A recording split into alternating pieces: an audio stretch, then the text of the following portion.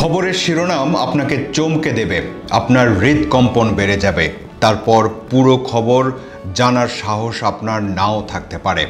ময়মনসিংহের ভালুকায় ঘর থেকে নারী ও 2 শিশুর গলা কাটা মরদেহ উদ্ধার করা হয়েছে। এটা কি মানুষের কাজ? পেটে ক্ষুধা না থাকলে নাকি বনের হিংস্র প্রাণীও কাউকে হত্যা করে না, আর মানুষ?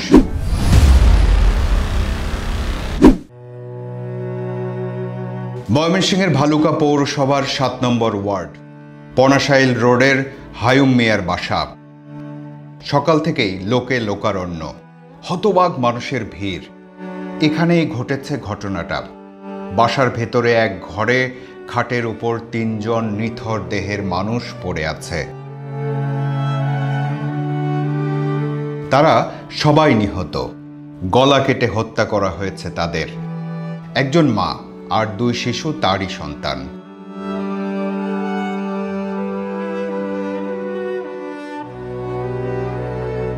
শিশুদের একজনের নাম রাইসা, আরেকজনের নাম নীরব। রাইসার বয়স 7 বছর, নীরবের বয়স 2 বছর।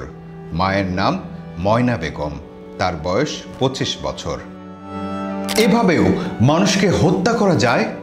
এমন কি শত্রুতা থাকে মানুষে মানুষে যে এত নৃশংসভাবে জীবনই নিয়ে নেওয়া যায়? শিশুর গলায় কিভাবে মানুষ? এই নিহত মানুষগুলো রফিকুল ইসলামের স্ত্রী ও সন্তানেরা।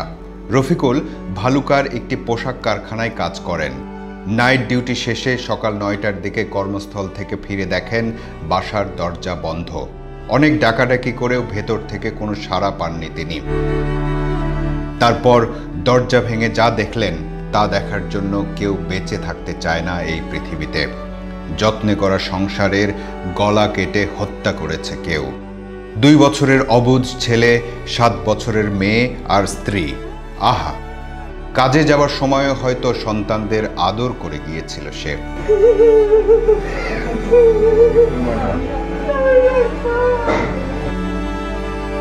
কে করলো এমন বর্বরতা? কার শরীরে এমন পিশাচের রক্ত? প্রায় 1.5 মাস আগে এই বাসায় ওঠেন রফিকুল ইসলাম। রফিকুলের সাথে পাশাপাশি কক্ষে ভাড়া থাকে তার ভাই নজরুল ইসলাম। এই ঘটনার পর থেকে নাকি নজরুল ইসলাম পলাতক।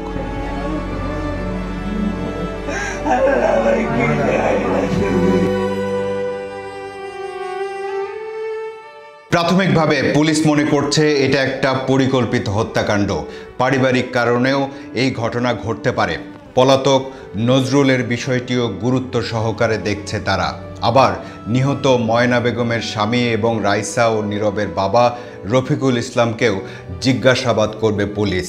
ঘটনার কারণ বেরিয়ে আসবে, অপরাধীও আইনের আওতায় আসবে। কিন্তু আমরা যে প্রশ্নের উত্তর পাব না তা হলো, নিষ্পাপ শিশুর মুখে যে সরলতা থাকে সেখানে ছুরি চালায় কিভাবে মানুষ? সেই মুখের দিকে কি দৃষ্টি যায় না?